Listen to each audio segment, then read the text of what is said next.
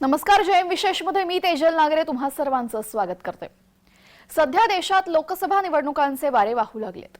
या अनुषंगाने पक्षांच्या बैठका, जागा वाटपाचं गणित, मतदारसंघाचा दावा, आरोप प्रत्यारोप हे रोजच बघायला मिळतात. अशातच आता रावेर मतदारसंघ चर्चेचा विषय ठरतोय. मंत्री गिरीश महाजन आणि राष्ट्रवादीचे नेता एकनाथ खडसे यांनी परस्परांना आव्हान दिले.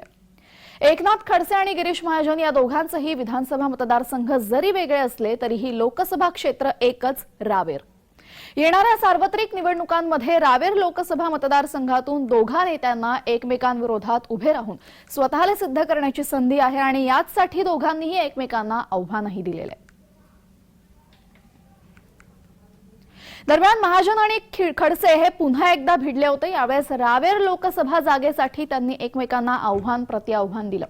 तेव्हा या दोघांचंही काय वक्तव्य होतं आणि कशा पद्धतीने त्यांनी एकमेकांना आव्हान प्रतिआव्हान दिलं पाहूयात. लोकसभेला उभं राहावं आणि निवडून देऊन दाखवावं. चॅलेंज म्हणजे काय? प्रश्नच नाही. ते म्हणतात मी उभा राहतो. त्यांनी उभं राहावं लोकसभेला आणि निवडून दाखवावं. त्याने कुठून रावेर मधून मुक्ताईनगरपुरचा मतदारसंघ करा. तुम्ही पण तिथे राहतात अशी चर्चा आहे. माझा कुठेही लोकसभेचा विचार या ठिकाणी नाहीये. माझी चर्चा तुम्हीच त्या ठिकाणी उपलब्ध केलेली आहे. मी आमदार आहे, त्या ठिकाणी आमदार म्हणूनच राहणार आहे, राहील. पक्षश्रेष्ठी जो निर्णय देईल तो देईल. त्यांनी म्हटलं आमदार तो करावं, दुसऱ्या कामात लागतो, मी दुसऱ्या कामामध्ये त्या ठिकाणी जाईल. अरे लोकसभा उमेदवारी घेण्यासाठी ताकद लागते, लोकप्रियता लागते. गिरीश भाऊंना असं वाटलं की उमेदवारी घेतल्यानंतर मी कदाचित निवडून आलो नाही तर सगळं राजकीय भविष्य संपेल. नाथाभाऊ काय संपणार आहे? आता नाथाभाऊ 5 वर्ष पुढे आमदार राहणारच आहे, त्यामुळे मी लढणार. त्यामुळे गिरीश भाऊंनी या ठिकाणी आव्हान स्वीकारा ना. मी घरी बसणं पसंत करेन. कशाला घरी बसतो बाबा? घ्या ना, पुढचा स्टेप घ्या. 6 वर्ष 6 टर्म तुम्ही आमदार राहिले तर एक वेळ खासदार केला तर उभे राहून दाखवा. तर खडसेंनी ही जागा लढवावी असं आव्हान गिरीश महाजनांनी दिलेलं आहे. आणि यावेळेस एकनाथ खडसे यांनी म्हटलेलं आहे की तुम्ही किती वेळा आमदार होणार? 6 टर्म झाल्या तुमच्या, आता एकदा तरी खासदारकीला उभं राहा असं प्रतिआव्हान एकनाथ खडसे यांनी दिलेलं आहे. दरम्यान रावेरमध्ये अर्थात जळगावमध्ये या वादाची नक्की काय परिस्थिती आहे या संदर्भात आढावा घेतलेला आहे आमचे प्रतिनिधी जुगल पाटील यांनी. पाहूयात. आज मंत्री असलेले गिरीश महाजन हे खडसे भाजपमध्ये असताना त्यांच्या तालमीत तयार झाले आहेत. मात्र काळाच्या ओघात मंत्री गिरीश महाजन यांचं जिल्ह्यातच नव्हे तर राज्याच्या राजकारणात वर्चस्व वाढत गेल्याने एकनाथ खडसे आणि गिरीश महाजन यांच्यामध्ये राजकीय वर्चस्वाची लढाई ही पाहायला मिळाली. त्यातच एकनाथ खडसे हे मुख्यमंत्रीपदाचे दावेदार मानले जात असल्याने देवेंद्र फडणवीस आणि गिरीश महाजन यांच्यासाठी ते स्पर्धक मानले जात होते. अशातच अंजली दमानिया यांनी एकनाथ खडसे यांच्यावर भ्रष्टाचाराचे आरोप केल्यामुळे त्यांना आपल्या मंत्रिपदाचा राजीनामा द्यावा लागला होता. या सगळ्यामागे मंत्री गिरीश महाजन आणि देवेंद्र फडणवीस यांचा हात असल्याचं, ते आपल्या राजकारण संपवत असल्याचा आरोप एकनाथ खडसे यांनी जाहीरपणे अनेक वेळा बोलताना म्हटले आहे. तेव्हापासूनच या दोघी नेत्यांमध्ये संघर्ष हा वाढतच गेला आणि तो आजही सुरू आहे.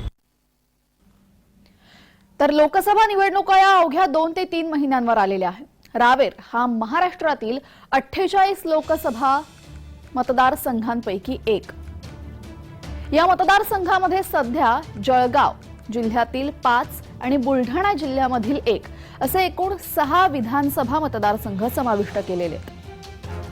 रावेर लोकसभा मतदारसंघात भाजपाच्या रक्षा खडसे यांनी 2019 साली दुसऱ्यांदा बाजी मारली. त्यांनी काँग्रेसच्या उल्हास पाटील यांचा पराभव केला.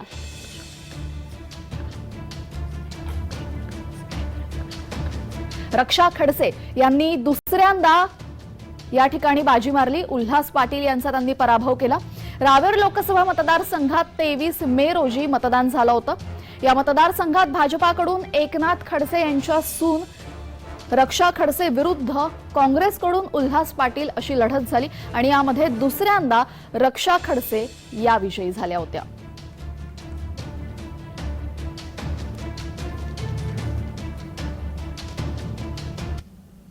दरम्यान 2019 साली झालेल्या लोकसभांच्या सार्वत्रिक निवडणुकांमध्ये इथली परिस्थिती काय होती आणि कशा पद्धतीने रक्षा खडसे या दुसऱ्यांदा लोकसभेच्या जागेवर निवडून आल्या सांगतायत आमचे प्रतिनिधी जुगल पाटील. रावेर लोकसभा मतदारसंघामध्ये खडसे यांच्यासून रक्षा खडसे ह्या भारतीय जनता पार्टीकडून उमेदवारी करत होत्या, तर काँग्रेसकडून डॉक्टर उल्हास पाटील हे उमेदवारी करत असताना यामध्ये रक्षा खडसे जवळपास 3 लाख मताच्या फरकाने या विजयी झाल्या असून त्यांचा हा दणदणीत विजय झाला होता.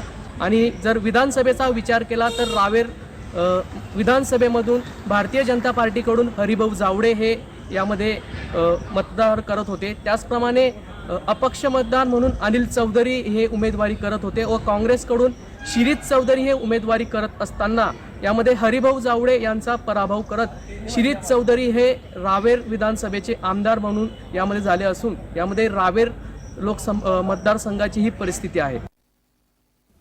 तर खडसे आणि महाजनांमधला वाद हा काही रावेर लोकसभा मतदारसंघावरनं नाही, तर हा वाद अनेक वर्षांपासून आहे.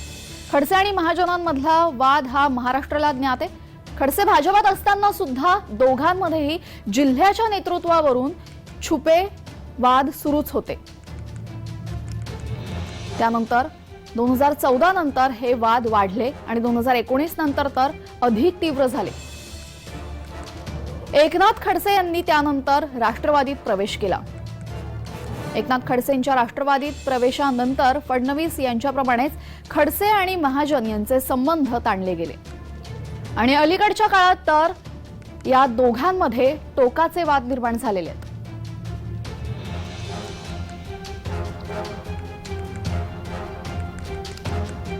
रावेर लोकसभा मतदारसंघामध्ये लढण्यावरून या दोघांमध्ये कलगीत उरा रंगलाय.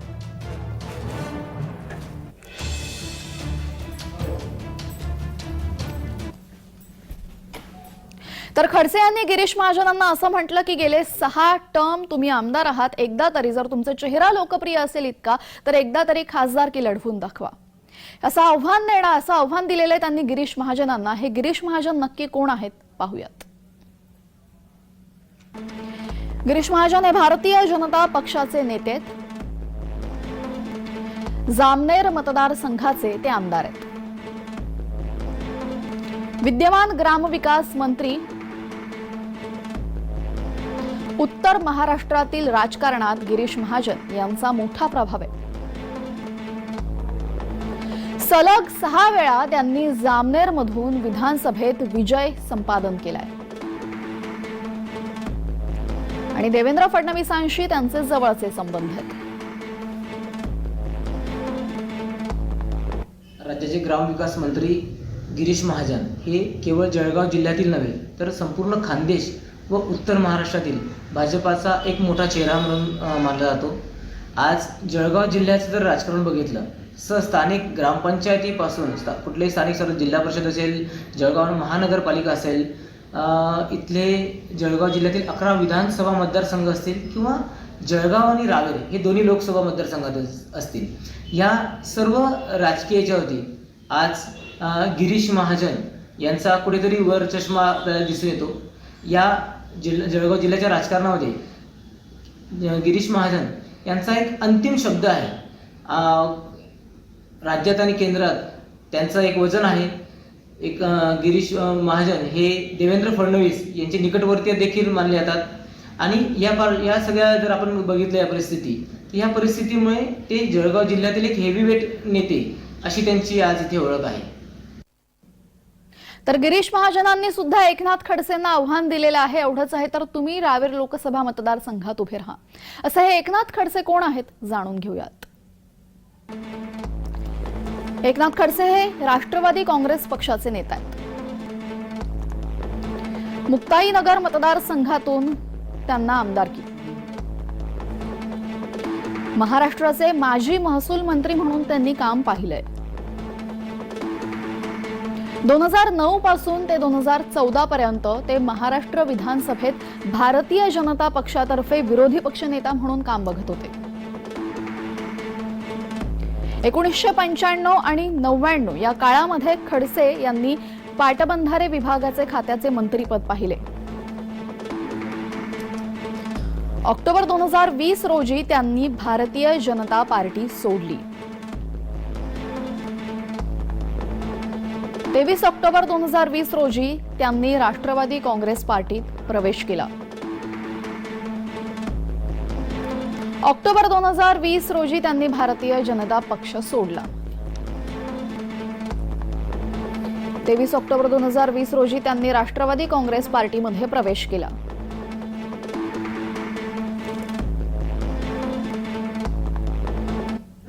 च्या लोकसभा निवडणुकीच्या पार्श्वभूमीवरती म्हणजे तो जो काळ होता त्यावेळेस खडसे थोडीशी साईड ट्रॅकला झाले होते. तरीही त्यांनी त्यांचं राजकीय वजन वापरलं आणि त्यांचे स्रष्टा जे आहे रक्षा खडसे यांना लोकसभेचं तिकीट मिळवून दिलं आणि विक्रमी मतांनी निवडून देखील आणलं. ही राजकीय परिस्थिती आपल्याला कशावरती दाखवते तर एकंदरीत भाजपाचा बालेकिल्ला खडसेंचा बालेकिल्ला आहे. आणि आता जी काही राजकीय उलथापालथ झाली आहे, भाजपाची साथ सोडून खडसे आता राष्ट्रवादीच्या तंबूमध्ये दाखल झालेले आहेत. या वादामध्ये रक्षा खडसे नक्की कोण आहेत हे आपण जाणून घेऊयात.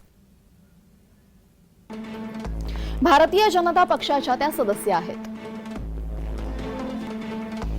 2014 लोकसभा निवडणुकांमध्ये रावेर मतदारसंघातून त्या विजयी.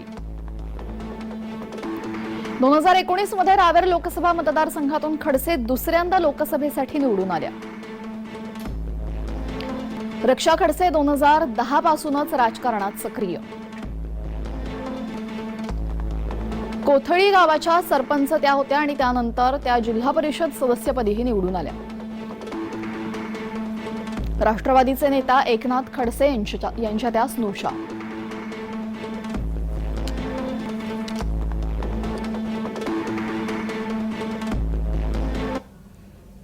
या संदर्भात चर्चा करण्यासाठी आपल्यासोबत जोडले गेलेले आहेत राजकीय विश्लेषक जयंत मायणकर. जयंतजी, आपलं जय महाराष्ट्रमध्ये स्वागत. सर्वात पहिला प्रश्न माझा तुमच्यासाठी हा असेल की महाजन विरुद्ध खडसे हा वाद नेहमीच असतो आणि आता दोघांनीही लोकसभेसाठी एकमेकांना आव्हान दिलेलं आहे. तर या आव्हानामध्ये गिरीश महाजन किंवा एकनाथ खडसे हे कितपत सहभागी होतील? मला नाही वाटत दोघंही सहभागी होतील. जी, दोघंही आपल्या ठिकाणी योग्य आहेत. जी, त्याचं कारण यांची सून जे आता अर्थात भारतीय जनता पार्टीकडून रक्षा खडसे त्यांना काय 2024चं तिकीट काही मिळणार नाही. जी. मग आता त्या राष्ट्रवादीकडून महाविकास आघाडीला ती जागा जाईल, मग ती कोणाला दिली जाईल? हा, महाविकास आघाडी म्हणून जर का कोणाला ते जागा देण्याचं ठरलं, एकनाथ खडसे किंवा रक्षा खडसे यांना देण्याचं ठरलं तर ते असेल, पण अदरवाईज बीजेपी कडून तर त्या नसतील हे तर नक्कीच आहे. राहता राहिला प्रश्न गिरीश महाजनांचा. तर गिरीश महाजन सध्या एक ज्येष्ठ मंत्री आहेत. मंत्रिमंडळात आपल्याच अँकरिंग मध्ये आपण सांगितलं की देवेंद्र फडणवीसांचे अतिशय निकटवर्ती आहे. आता तेही कसं आहे की देवेंद्र फडणवीस आणि एकनाथ खडसे यांचा जो मुख्यमंत्री पदाचा वाद होता, कारण एकनाथ खडसेंचं म्हणणं होतं की गोपीनाथ मुंडे यांच्या नंतर सर्वात ज्येष्ठ मी आहे आणि अर्थात भारतीय जनता पार्टीने ती मुख्यमंत्री पदाची माळ देवेंद्र फडणवीसांच्या घरात घातली आणि त्याच्यामुळे या दोन नेत्यांमधला जो संघर्ष झालेला आहे, तर या दोन नेत्यांमधला संघर्षाचा एक परिपाक म्हणजे जळगावमध्ये खडसे आणि महाजन आता वाद सुरू झालेला आहे. महाजनांना समजा भारतीय जनता पार्टीने असं ठरवलं की आपण यांनाच उतरवायचं, तर ते होऊ शकतं. आणि हे दोन्ही म्हणजे ते महाविकास आघाडी आणि भारतीय जनता पार्टी या दोन्ही पक्षावर अवलंबून आहे.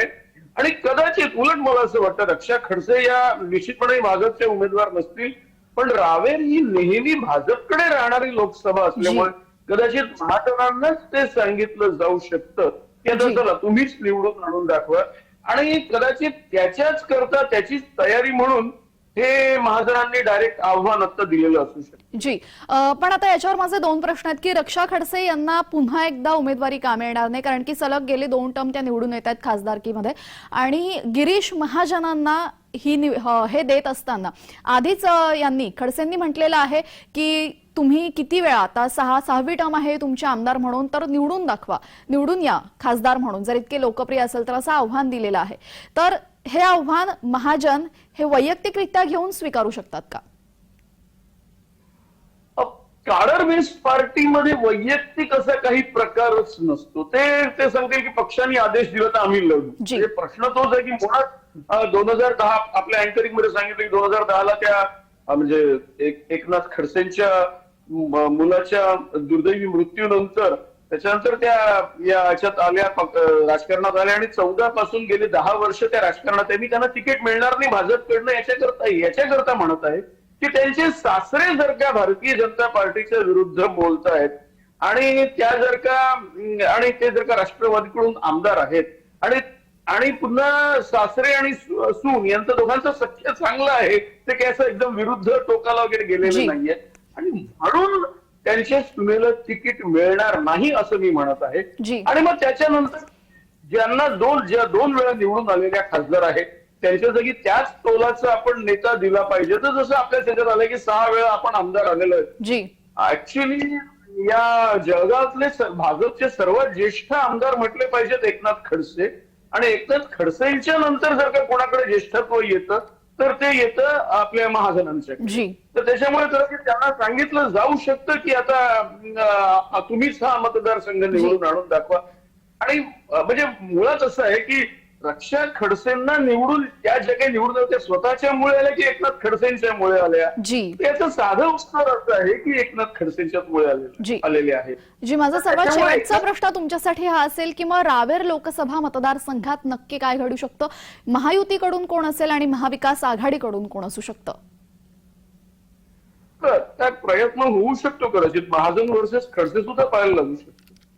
म्हणजे जर का महायुती म्हणजे भारतीय जनता पार्टीकडून जर का महाजनांना उतरवलं आणि आता राष्ट्रवादीचा जो एकेकाळी क्लाउट होता, जेव्हा अरुण गुजराती आजही आहेत पण सुरेश दादा जैन असतील वगैरे, जो एक प्रकारचा राष्ट्रवादीचा जो क्लाउट होता तो क्लाउट जळगावमध्ये आता नाहीये, त्या खानदेशमध्ये नाहीये. तर त्याच्यामुळे कदाचित शरद पवार ही गळ घालू शकतात एकनाथ खडसेंना की तुमच्या सुनेच्या जागी तुम्हीच महाविकास आघाडीकडून तिकीट घ्या आणि राष्ट्रवादीचे उमेदवार म्हणून लढा. त्याच्यामुळे एक तुल्यबळ लढत, मी 6 वेळा आमदार तुम्ही 8 वेळा आमदार असं म्हणणारे दोघं ज्यांचं आयुष्यात कधीही पटलं नाही, जे एकत्र एका पक्षात होते, कदाचित ते सुद्धा आपल्याला पाहायला लागू शकतं. जी, धन्यवाद जयंतजी, आपण या चर्चेत सहभागी झालात त्यासाठी.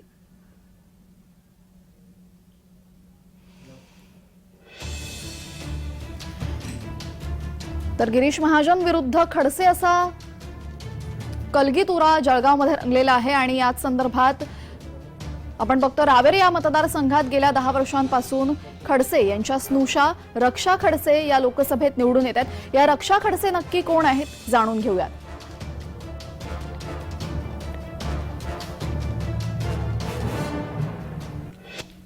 रक्षा खडसे या 2 वेळा या मतदारसंघातून निवडून आले आहेत. त्यांनी विकास कामं चांगले केल्याचा दावा केला आहे. त्यांचा या मतदारसंघात चांगला जनसंपर्क आहे.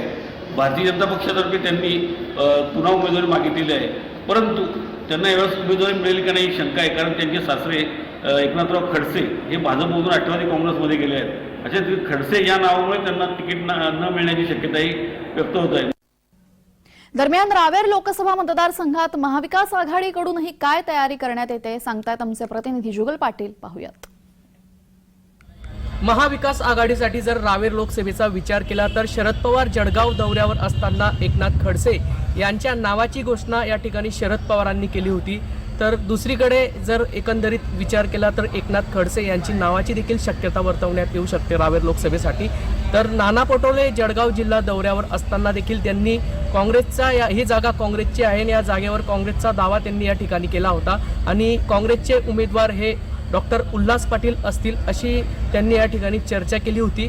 आणि दुसरा जर विचार केला तर प्रतिभा शिंदे हे देखील या ठिकाणी नुकताच त्यांनी काँग्रेसमध्ये प्रवेश केला असून त्या देखील रावेर लोकसभेच्या उमेदवार राहू शकतात. मात्र हे वरिष्ठांच्या बैठकीमध्ये निर्णय काय होतो हे पाहणं महत्त्वाचं ठरणार आहे. तर महायुती विरोधात विरोधकांचं नक्की काय पाऊल असण्याची शक्यता आहे सांगतात राजकीय विश्लेषक. पाहूयात. राष्ट्रवादी काँग्रेसकडे सध्या असल्याचं सांगण्यात येत आहे, परंतु याच मतदारसंघातून काँग्रेसनेही मागणी केलेली आहे. राष्ट्रवादीतर्फे माजी मंत्री एकनाथराव खडसे यांनी आपली उमेदवारी जाहीर केली. याबद्दल शरद पवार यांनी एकनाथराव खडसे यांचे नाव या मतदारसंघातून जाहीर केले आहे. तरी अद्याप जागा वाटप बाकी असून काँग्रेसतर्फेही माजी खासदार डॉक्टर उल्हास पाटील यांचे नाव पुढे येत असून या मतदारसंघातून इंडिया आघाडीतर्फे नेमके कोण जाईल हे मात्र अद्यापही सस्पेन्स आहे. तर महायुतीकडून नक्की काय परिस्थिती आहे रावेर लोकसभा मतदारसंघाची आणि इथे ते कुणाला उमेदवारी देण्याची शक्यता आहे सांगतात आमचे प्रतिनिधी जुगल पाटील. 2019च्या लोकसभा निवडणुकीच्या पार्श्वभूमीवरती म्हणजे तो जो काळ होता त्यावेळेस खडसे थोडीशी साईड ट्रॅकला झाले होते. तरीही त्यांनी त्यांचं राजकीय वजन वापरलं आणि त्यांचे सृष्टा जे आहेत रक्षा खडसे यांना लोकसभेचं तिकीट मिळवून दिलं आणि विक्रमी मतांनी निवडून देखील आणलं. ही राजकीय परिस्थिती आपल्याला कशावरती दाखवते तर एकंदरीत यासह जय विशेषमध्ये वेळ झालेली आहे. इथेच थांबण्याची सर्व प्रेक्षकांना जय महाराष्ट्र.